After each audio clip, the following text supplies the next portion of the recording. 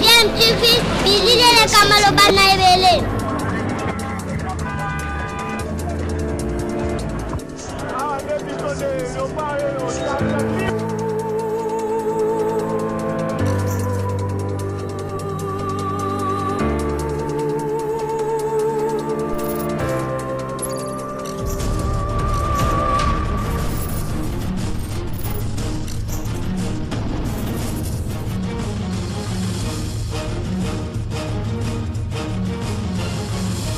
DMTV toujours en avant. Vous êtes sur DMTV, bonjour, nous sommes heureux de vous retrouver ce jour pour partager avec vous encore une réflexion, une analyse sur un sujet qui fait l'actualité ici en République démocratique du Congo. Mais avant, permettez-nous de vous rappeler, de nous rappeler à nous tous, de continuer à observer des mesures barrières afin de lutter efficacement contre cette pandémie à coronavirus en empêchant la contamination, en brisant ainsi la chaîne de contamination. L'actualité, vous le savez, c'est toujours ce procès du dossier 100 jours de détournement des deniers publics liés au programme de 100 jours du chef de l'État. Vous le savez, un procès a débuté avec 3 prévenus, notamment le directeur de cabinet du chef de l'État, Vital Kamerhe, l'entrepreneur Sami, la directeur général de la société Samibo ainsi que de la société Osmal qui avait en charge la construction des maisons préfabriquées, mais nous avons également Mouima qui est chargé de l'import-export au niveau de la présidence de la République. Le procès est renvoyé pour le 11 juin pour la plaidoirie, vous le savez, mais en marge de ce procès, vous le savez, il y a eu quelques témoins qui sont passés et bien évidemment certains renseignants aussi. Et parmi les renseignants, nous avions l'épouse du directeur de cabinet du chef de l'État, Madame Amida Chatur, qui lors de son témoignage, on va dire, a eu à citer notamment une de ses collaboratrices au nom de Marie-Josée Mengi. Cette dernière a été citée notamment dans certaines transactions qui ont été effectuées au niveau de la banque Robank, et Marie-Josée Mengi, dont l'adresse était quasi inconnue, l'adresse n'était pas connue par sa patronne, Amida Chatur. Finalement, le procureur près la cour, près le tribunal de grande instance de Kinshasa à Matete, le procureur qui soula, le même qui avait entendu le directeur de cabinet Vital Kamerhe et qui l'avait mis sous mandat d'arrêt provisoire, avait lancé un avis de recherche contre Madame Marie-Josée Mengi après avoir tenté en vain de la joindre à sa résidence, parce que finalement la résidence n'était pas connue. Et donc la dame, au lieu de se soustraire à la justice, a préféré se présenter de son plein gré en compagnie de son conseil Francis Kalombo aujourd'hui au niveau du parquet général près la cour d'appel de Kinshasa Matete. Et donc la dame a été mise sous mandat d'arrêt provisoire. Je propose de suivre son conseil, son avocat Francis Kalombo, pour un peu plus de détails. Je rappelle que vous suivez DMTV. N'hésitez pas à vous abonner si vous ne l'êtes pas encore. N'oubliez pas non plus de cliquer sur la cloche juste à côté pour ne rien manquer des prochaines vidéos que nous mettrons en ligne. Suivons cet élément. Ensuite, nous revenons pour une petite analyse et conclure notre sujet de ce jour. À tout de suite.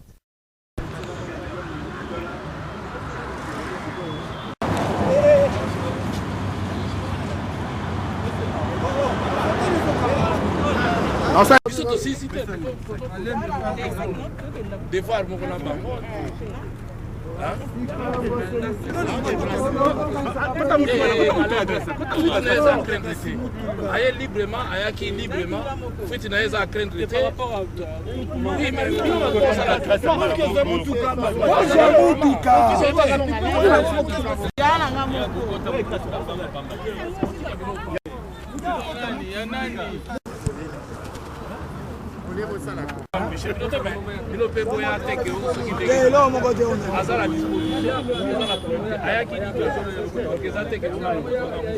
notre client a répondu librement parce qu'elle a appris à travers la presse qu'il y avait un mandat de recherche contre elle et s'est présentée librement.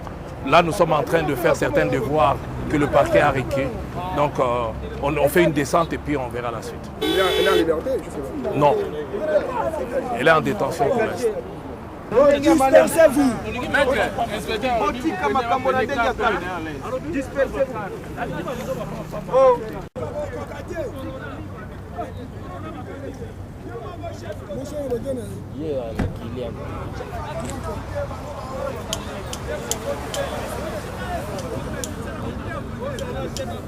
Voilà, vous venez de suivre là cette déclaration de Francis Kalombo, qui est avocat de Marie-Josée Mengi et qui l'a accompagné aujourd'hui au niveau du parquet général près la cour d'appel de Kinshasa Matete, parce que cette dernière avait entendu via les réseaux sociaux qu'un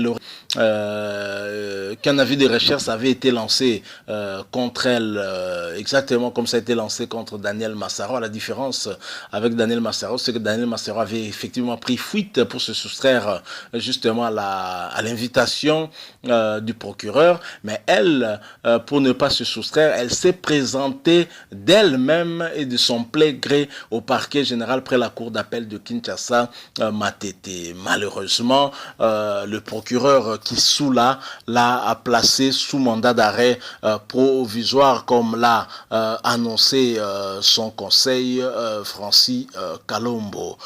Une question nous vient à l'esprit: est-ce que c'était nécessaire de placer cette dame sous mandat d'arrêt provisoire, et pourquoi l'a-t-on placée sous mandat d'arrêt provisoire si c'est en rapport avec les déclarations de Madame Kamere Amida Chature? Pourquoi Amida elle-même n'est pas placée sous mandat d'arrêt provisoire? Pourquoi seulement son assistante? Que recherche alors le procureur par rapport à cette dame? Que veut découvrir le procureur? Et c'est là que nous n'arrivons pas à bien cerner la démarche du procureur, parce que s'il y a des soupçons sur un acte qu'aurait posé cette dame, qui du reste l'aurait été sur instruction de sa patronne, pourquoi Amida n'a pas été placée sous mandat d'arrêt provisoire, elle qui avait aussi été entendue justement au même parquet général près la cour d'appel de Kinshasa Matete? Est-ce que quelque part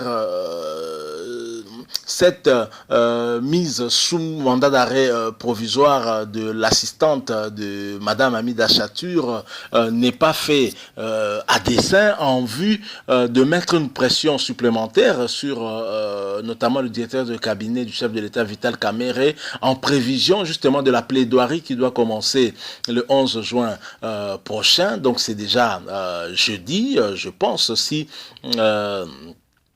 je ne m'abuse. Et donc, est-ce que ce n'est pas une manière pour le ministère public de mettre la pression sur la partie prévenue, Vital Kamerhe, en vue de lui soustraire certaines autres informations? Ou alors le ministère public voudrait avoir un peu plus d'informations sur cette dame, qui ferait en tout cas qu'il y ait une corrélation entre ce qui aurait été détourné et les transactions qu'aurait effectué Madame Kamerhe au niveau notamment de la banque. Donc là, nous n'arrivons pas très bien à comprendre la démarche du procureur par rapport à cette dame. Madame Kamerhe libre, mais son assistante placée sous mandat d'arrêt provisoire. On est un peu perdu. Vivement que l'on ait plus de précision par rapport à cette démarche du procureur qui, sous la Merci. Voilà, nous avons voulu partager avec vous un peu cette réflexion par rapport à cette dame Marie-Josée Mengi qui est placée sous mandat d'arrêt provisoire, elle qui n'est que l'assistante de Hamida Chatur, qui a posé des actes certainement sur instruction de sa patronne, mais c'est elle qui est placée sous mandat d'arrêt provisoire et non sa patronne qui est en tout cas l'initiatrice des instructions.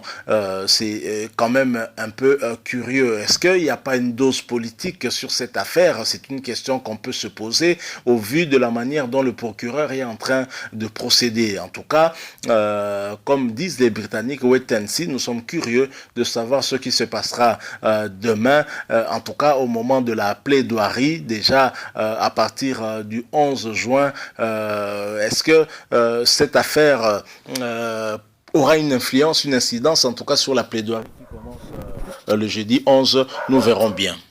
Voilà, nous arrivons à la fin de notre sujet de ce jour. Si vous avez aimé, laissez-nous un like et pourquoi pas un commentaire aussi. Abonnez-vous en tout cas et cliquez également sur la cloche à côté pour ne rien manquer des prochaines vidéos que nous mettrons en ligne. Protégez-vous et protégez les autres en respectant les mesures barrières pour lutter efficacement contre cette pandémie à coronavirus.